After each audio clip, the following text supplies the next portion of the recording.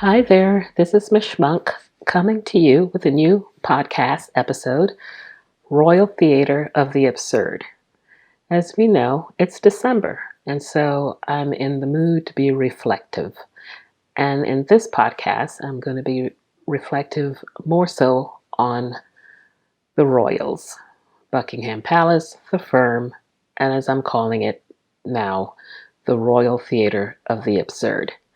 In the year 2020, in the face of monumental human tragedy and heroism, we have also seen the flaws of humanity, with its ego, narcissism, and dangerous delusions of grandeur on full display. And that was in America alone. But across the pond, in 2020, the royal firm was a 24/7 news cycle of a theater of the absurd. Here's Britannica.com's definition, and tell me if this doesn't sound like these silly people. Theater of the absurd, dramatic works of certain European and American dramatists of the 1950s and early 60s who agreed with the existentialist philosopher Albert Camus' assessment in his essay, The Myth of Sisyphus, that the human situation is essentially absurd, devoid of purpose. The term is also loosely applied to those dramatists and the production of those works. Though no formal absurdist movement existed as such, dramatists as diverse as Samuel Beckett, Eugene Ionesco, and Harold Pinter, and a few others, shared a pessimistic vision of humanity struggling vainly to find a purpose and to control its fate. Humankind, in this view, is left feeling hopeless, bewildered, and anxious. Remove the word humankind and replace with the royals, and it would read, royals struggling vainly to find a purpose and to control its fate. Royals, in this view, is left feeling hopeless, bewildered, and anxious. The royal absurdists didn't just burst onto the scene because of Harry and Meghan. This is an evolving, amorphous monster that is fed and protected by their handlers and specific political parties. Well, one party in particular. Enter the media that can put their finger on the scale to tilt public reactions, and they have earned their place as a puppeteer of the firm. So one day, the media can grace them with adoring headlines and full-page sweeps of British standards of beauty and exceptionalism. Another day, the media cherry-picks which royal to shred in a garishly public fashion. And the media also can criticize with well-aimed barbs against the very royals they so-called support, like the Lazy Kate issue, for whatever behind-the-scene reasons that made it possible. And maybe the media sometimes punishes them if there was no quid pro quo. But to look at 2020 specifically, these royal absurdists can't seem to understand that they don't have to chase after glory. They have it. Call it destiny, fate, dumb luck, but their coffers are full with multiple residences, adoring fans, and wealth that can support their future generations for enough years that would go into double or even triple digits of time. So in other words, they can stay in their lane and be live action theater for their entire lives. I suspect that while glory is one side of the coin, the other side that they're seeking is adoration. That ultimately, like a vampire, they need to suck up that adulation to stop the creep of being irrelevant or not being the favorite or even of being abandoned. Instead, this lot overestimates their intelligence and stamina to operate outside their box. They overplay that ever-present mediocrity that runs through their veins. With all the opportunity and wealth, none of them have emerged as freaking brilliant about a damn thing. Even if they didn't use the degree, they just don't apply themselves beyond what is necessary. Give me the financial means and I would be getting multiple degrees, not because I need to have multiple degrees behind my name, but I have a desire to learn about a lot of things that I don't necessarily want to do as a career. Remember that Swedish princess who worked in a hospital? And because they see their lives in context of who is more popular than them, they use that measuring stick as their only reason for giving a crap about anything. And even then, they're not good at chasing that yardstick. Diana was kicking Charles' butt in the public eye, which probably magnified his need not only to humiliate her with his mistresses, but to do it in such a cruel way, because folks who are less than are always going to operate at less than. My mother, who lived in England for 14 years in the 50s, said that Margaret was more popular than Betty. She was considered the prettier one.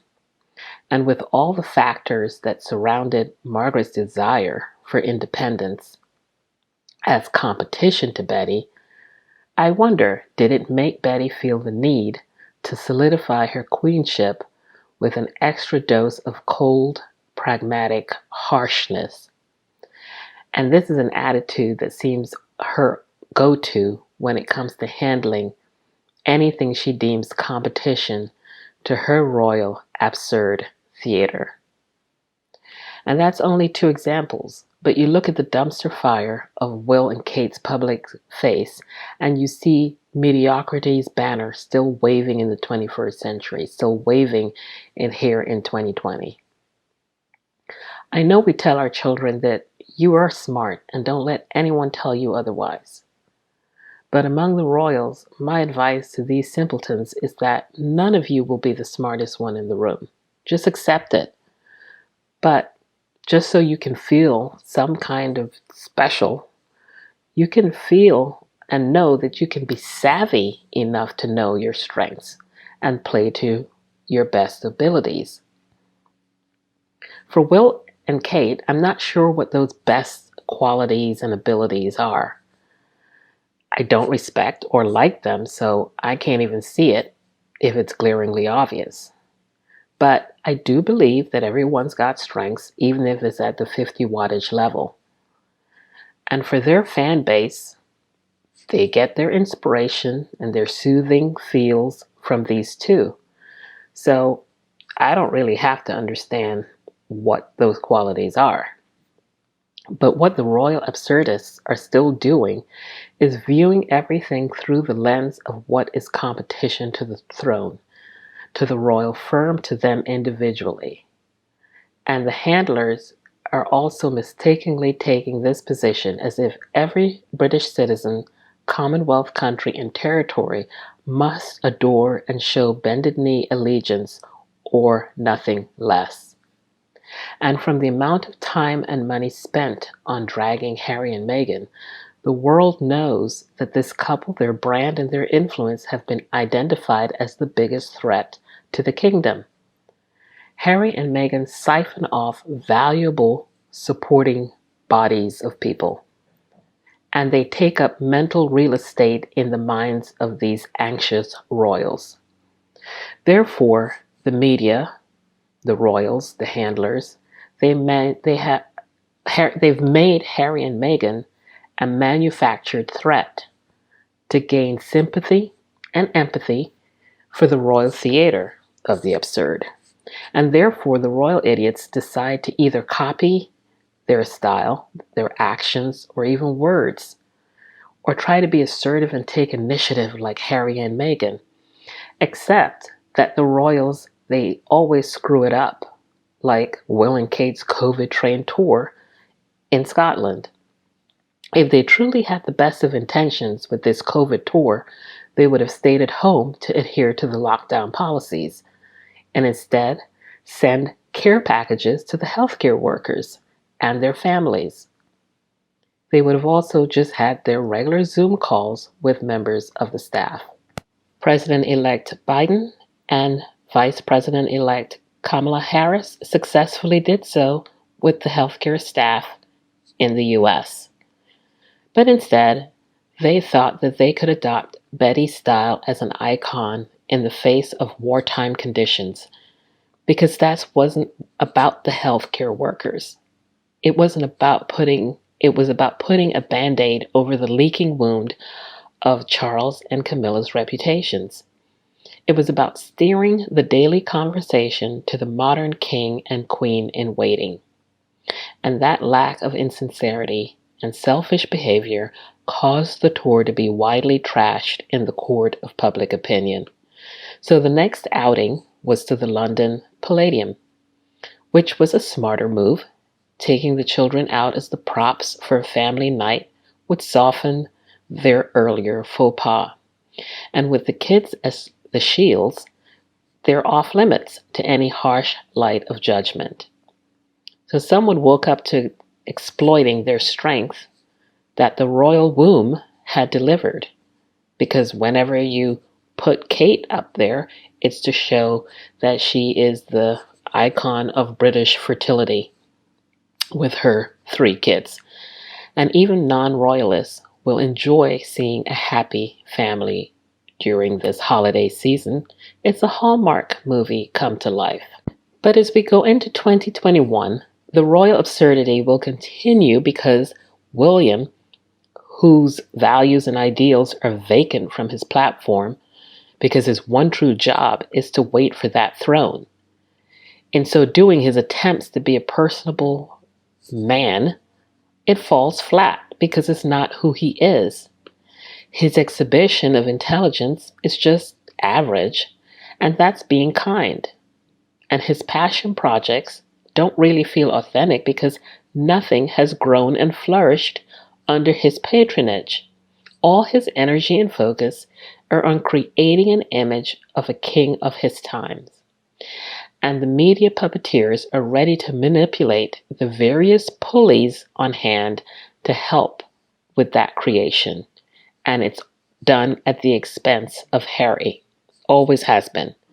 Because Harry confidently and successfully manages to be a prince and a philanthropist.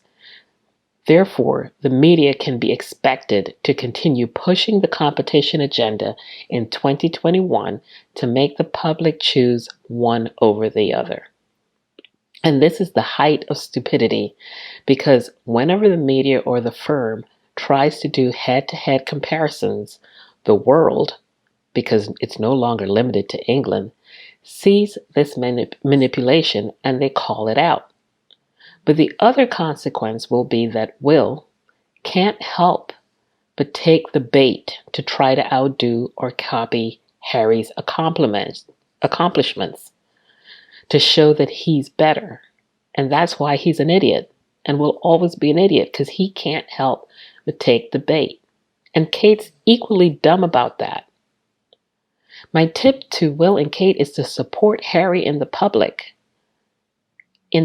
setting. Go ahead, support him. It would naturally shore up their popularity and persona, because there's no threat in doing so. And this isn't me begging him to do it. They're not capable of even listening to common sense. This is not me begging them. I'm just looking at this through the eyes of, let's say, Olivia Pope from Scandal perspective. Because since this is theater, why not go all out with the pretensions? We know this is a dysfunctional family, and it isn't the first dysfunctional family in the world.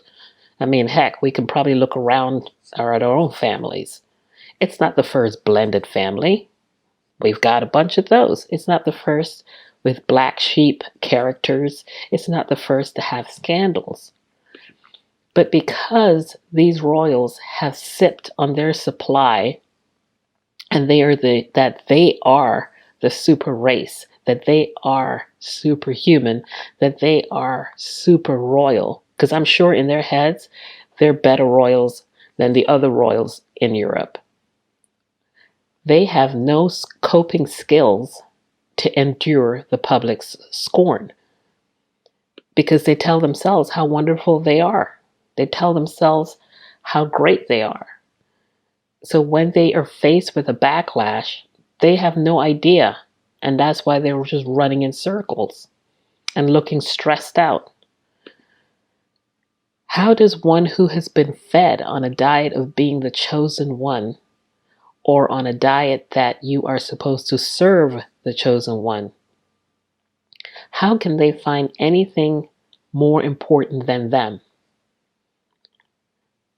See, so they have been mind FUCK from birth into thinking that they are that special.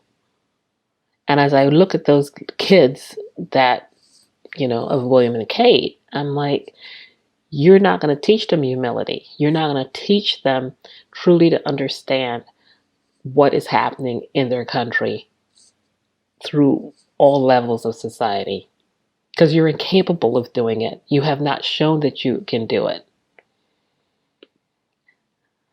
Dr. Jan Kulik writes, absurd theater can be seen as an attempt to restore the importance of myth and ritual to our age by making man aware of the ultimate realities of his condition, by instilling in him again the lost sense of cosmic wonder and primeval anguish. The absurd theater hopes to achieve this by shocking man out of an existence that has become trite, mechanical, and complacent. It is felt that there is mystical experience in confronting the limits of human condition. In a way, the unmasking of the royals have made us lose that sense of wonder and awe of this bunch of regular people living in extraordinary circumstances, but portraying a fake mythological storyline, because they don't ever learn their lessons. I look forward to more unmasking of these royals in the next year, and Harry and Meghan can continue being their authentic selves and being appreciated by the world for their extensive philanthropy and selfless acts to improve people's lives. This is Miss Funk signing out.